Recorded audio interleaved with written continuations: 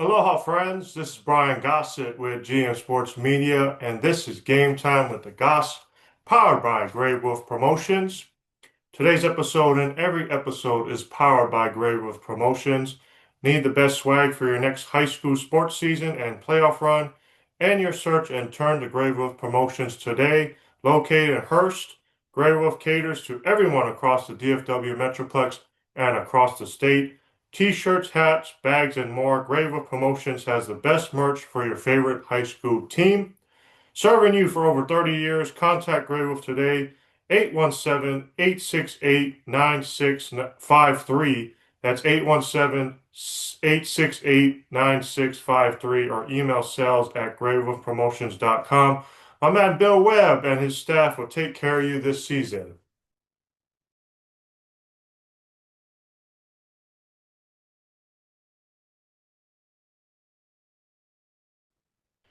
All right, my guest today is Southlake Carroll baseball coach Larry Vucan.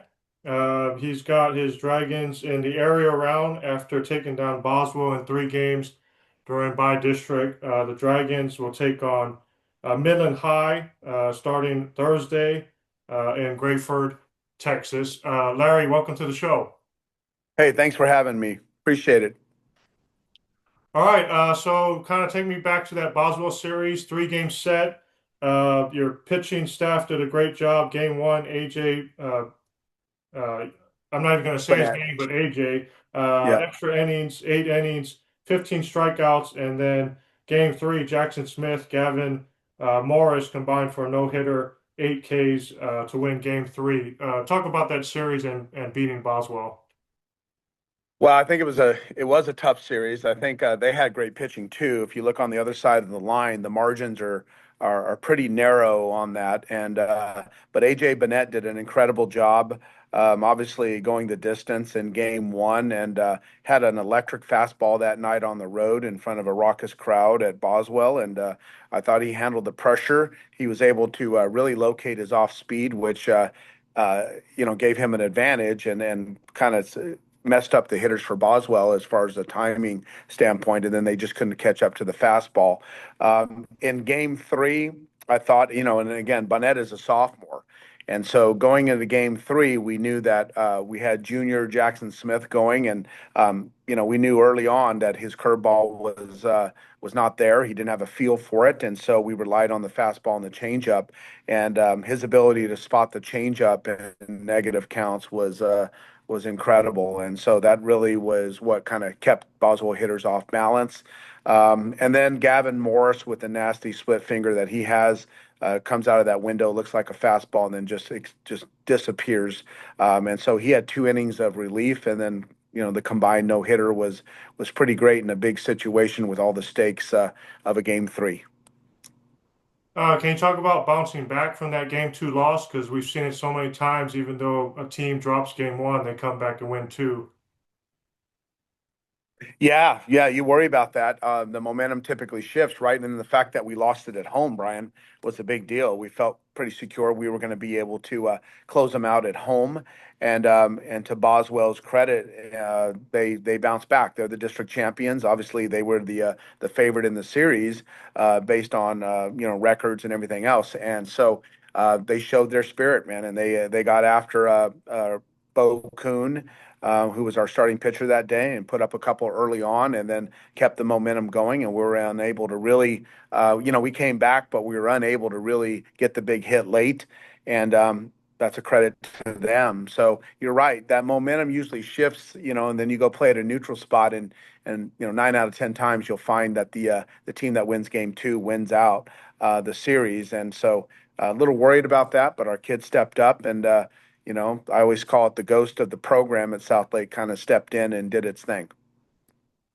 I mean, for those that have followed Salt Lake this year, they kind of know that it was a rough start. I think you guys started 2-12 and then finished out strong. I think you won 8 in a row before the playoffs started. What was the biggest thing during this turnaround? Well, I mean, a lot of people are asking me that, and I think honestly, it's Brian, it's just there's nothing special or anything specific. We can talk about a big win against Timber Creek where we came down back in district, which would have completely buried us. Especially it would have set up a problem late in the season where we were expecting Northwest to win those two games against Timber Creek just to give us a chance, to get in to a play-in game because we were battling with Timber Creek for that fourth spot. So the fact that they beat us in district over there, and then they come to our place and they have a 6-0 lead late, and we come back and walk them off late with a comeback, a furious comeback. I think everybody points to that. But what I will tell you is that there were a lot of one-run games that we lost in district. We threw a one hitter in game one of district on the road at Byron Nelson.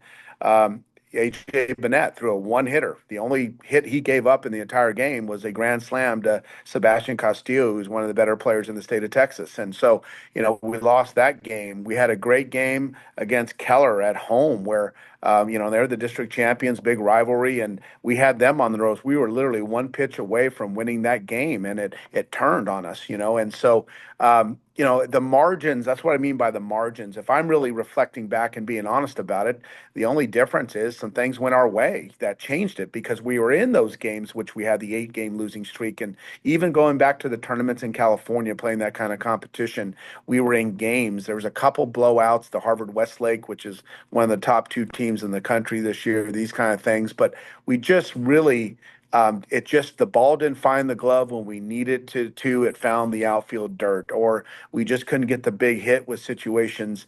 And I point to our youth and inexperience as the big thing with that. And then what ended up happening is the baseball gods smiled upon the fact that we continue to work, we continue to create an environment that was healthy and developmental during that time and not negative. And that's a testament to our kids and the culture of the program and the families that they represent in this school district. And I think it just, if they just, we just kept pushing, just stay with it, man, and just keep doing it. We believe in you, but we're going through a rough patch right now. And eventually it did change. And I think, the baseball gods did smile upon us.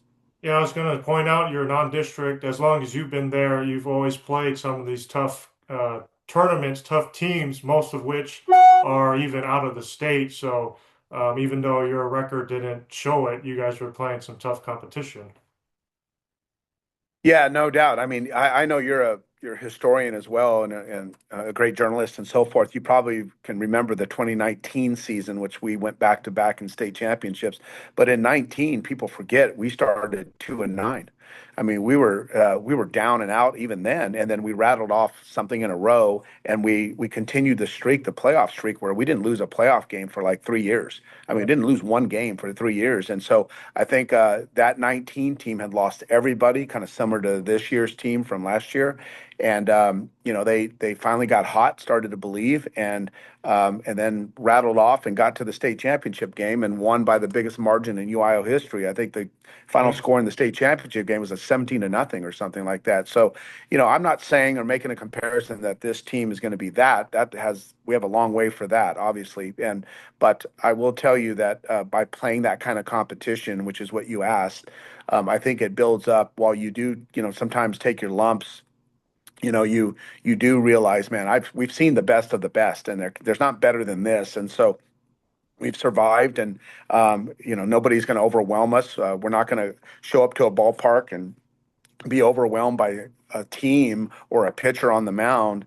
We've seen it all, and so I think there's some familiarity with that and some confidence that is bred through that. Yeah, 2019 was a great year. Even watching, one of your neighbors, Colleyville Heritage, I think you back-to-back games, you guys put up some big runs, historic type records. So great year for Right. that. You mentioned youth, and I was talking to our buddy Kenny Matthews, and he told me that you guys were pretty young, but this is a team, a group of players that perhaps maybe not this year, but the next several years we'll start to see kind of Southlake get back to those state championship type teams. I mean, is that fair to say that you guys are young, but maybe within the next 2 or 3 years, you guys can be, kind of at the top again? Yeah, I think I mean, I think so. You just don't ever really know, but I will tell you, talent wise, and how the adversity that these kids faced this year, the decision was made to go with 8 sophomores. Sometimes it's 7, depends on who we're facing matchup wise. It's 8. Our pitching staff is completely all back next year. We don't lose anybody. We lost everybody from last year. The one kid that we felt like we had come back that had any innings last year is a kid named Caden Mackey, and he got hurt in the Harvard Westlake game, which was the second game of the season out in California, and he hasn't pitched since. And so we've had to really, really scramble and put together and patch together a pitching staff, and I tell you, it's encouraging to see what they've done, obviously. But yeah, I mean, I think it's fair to say that if we continue to stay healthy and we continue to work and have that kind of mindset, that there's a chance that we'll be in the mix. But I always feel like we're in the mix. Heck, we're in the mix this year. So I'm not putting this year, I told the kids, we're not throwing the towel in on this year. It's not where you start, it's where you finish. I mean, we have our banquet tonight. Kind of a funny anecdote is that, I was watching the Kentucky Derby, probably like you were, and seeing that horse Golden Tempo come from all the way behind and make its way all the way to the front. And one of our videographers that's doing the video for the banquet tonight put a caption instead of Golden Temple, put it up there and reroute it to the music from The Natural, and put Carroll Baseball on there and watched it come from behind all the way through. So I think that's the final image our families and our administration and our community that will attend our big banquet tonight will see at the very end, is that that's the expectation of the program, and it's not where you start, it's where you finish. And so yeah, while we're really excited about the future, we're more importantly excited about Thursday and Friday with Midland. I wanted to ask you this just before, but going back to the regular season because you were the last team to play. You had finished out the district slate, so the last week of the regular season, you were.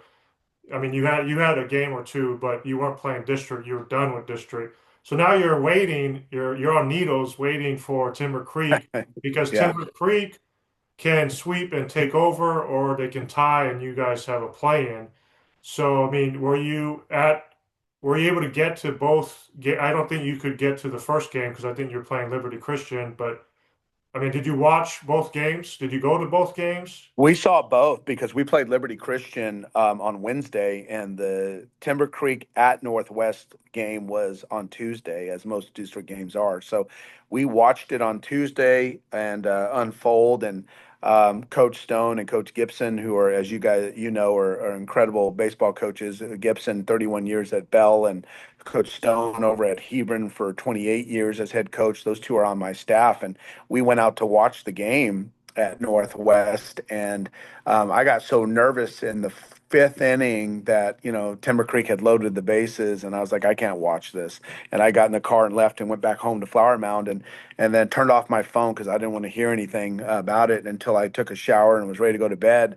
And I finally had the courage to turn on the phone, and it was blown up that we have a play-in game. No matter what happens on Friday, we have a play-in game, and so. That was very exciting. And then we got fortunate, and Friday, Northwest went over to Timber Creek and beat them again, and that let us be in. So we didn't have to play the play-in game. We were in the playoffs, and so just getting in the dance is exciting. And then we saw our draw against the district champion in Boswell, and we said, well, whatever, let's go. And so yeah, it was a very exciting week for sure. Yeah, that game one, it kind of reminds me of that scene in Moneyball where they're trying for that 20th consecutive, and Brad Pitt has this superstitious, and And then he leaves. yeah, Yeah. Yeah, yeah, but he came back. Remember, in the yeah. movie, he came back, and he thought it was him that was causing the problem and so forth. And they still found a way. He went into the basement where the weight room is. Yeah, I know that film well, and yeah, I kind of felt like that. I have a horrible sense about those things too. A superstition for sure. Now, just as a I don't know funny thing because you obviously know every coach. I mean, I don't know. Did you send the Northwest coach a hey thank you a text or something like that? Yeah, Brian, I can't say it on a podcast because it's educational, but I'll tell you, let me just say this. I sent him a lot more than a thank you. How's that? Yeah. A nice bottle of Coca-Cola. How's that? I Yeah. mean, no one expected it. I mean, Northwest Yeah, no, right. was like Yeah. second to last in district. So yeah. Yeah. But speaking of district, all four teams are in the second round. Keller, U.S. Trinity, and Byron Nelson. I know softball did it. They're still doing it. All four teams in the third round. What is it about 4-6A that makes it just special, unique, the competitive level more different than most districts across the state? Yeah, I think it's recognized. I mean, it has been like that actually for I don't know how many years now I would say it, but they even when we go to the Texas High School Baseball Coaches Association, they always refer to it as the little SEC, and you're on the Texas High School Baseball.com. Probably you know a little bit about what they do over there and how much they follow high school baseball and take care of baseball. And they refer to it even sometimes. I've heard different people in there as the little SEC District 4-6A. And it is. I can't really tell you why. I just tell you the competition. You have four Keller schools. You have the Northwest schools. You have a really, obviously, it's a unique niche where you have so many training facilities, whether it's TPA, whether it's, there's tons of them around. I'm not going to list them all, but there's a bunch of them around. Socioeconomics plays a role in that with availability of, you have funds available, disposable income to help their kids. And you combine that. I mean, Argyle would be in that, Grapevine, obviously in this area, all of these great schools, and then it just so happens in 6A that we have these great schools. Remember, and I won that long ago that Eaton in 5A won state. They're in our district too. Byron is always tough and competitive and incredibly well coached. Keller is Keller. Obviously, the rivalry with Southlake and Keller is off the charts. And so you add Timber Creek, which has a legendary great coach there in Chuck Wells. So I think the coaching here is, and the scouting that goes into the scouting is really strong. I don't know enough about softball. I know how much Coach Dewey works, and I know over here at South Lake and so forth. But it's just a very difficult navigation through the district. And then when you're playing three district games, you're having to develop a third pitcher, and that goes to depth. And when you get into these playoffs and you get forced to a game three like we did against Boswell, well, now those guys that because of we're ready. I mean, we've played Tuesday, Friday, and Saturday district games that are meaningful and impactful, and we got to have guys ready to throw to get a chance to get in the dance. And so Jackson Smith was ready, and he wasn't afraid of the moment because he'd been in the moment. And so that affords you the opportunity to develop pitching. And as you know, pitching is the cornerstone of success in baseball. So I think there's a lot of reasons that I gave you, but when you bring it all together, I think that's what makes it special. I'll get you on this, Larry. Pretty much a decade long now at Southlake Carroll. Overall, your coaching career, I think you're over 450 wins now. And then three state titles with Carroll, four trips overall to Round Rock. You have so many more years for you, Coach, but just what has been this decade been like with this program, like Southlake Carroll? Love, love. I mean that. I have reflected a lot on that. I'm still in the classroom. I'm talking to you from my classroom right now.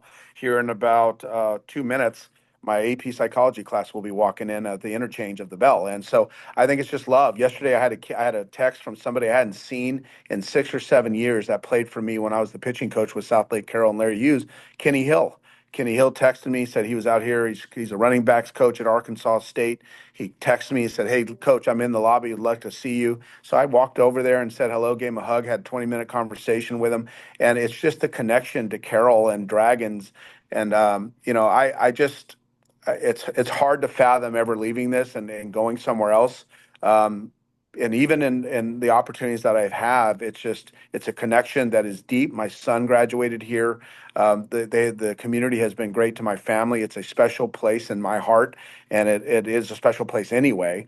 But they treat me well, and we're having our banquet tonight, and a lot of coaches I talk about hear about hate the banquets and this and that. Well, shoot, I love the banquets. I mean, it's just an incredible dynamic place to be, and it's just love. That's the only thing I can tell you is that I have a real affinity for this place and connection. So that's why. All right, Larry, I'll let you go start class there, but congrats on the Boswell win, making the playoffs, and wish you the best of luck against Midland there this week in Grayford. Thanks so much, Larry. Hey, thank you, Brian. I appreciate you and all the very best to you moving forward. And thank you for your coverage of high school sports. throughout the years, man. And I mean that. Your name is synonymous with it. You do a great job, partner. I appreciate you. We'll talk later. Take care, bud. See All right. ya. And that will do it for another episode of Game Time with the Goss. Thanks for tuning in. Please check out our website, gmsportsmedia.com, as well as all our social media platforms. Thanks to our sponsor, Grey Wolf Promotions, as well as one of our proud partners, K9 Kind Resort, located in Justin, Texas. Well, again, thanks for tuning in. Enjoy the rest of your week. I'm Brian Gossett with GM Sports Media. Aloha.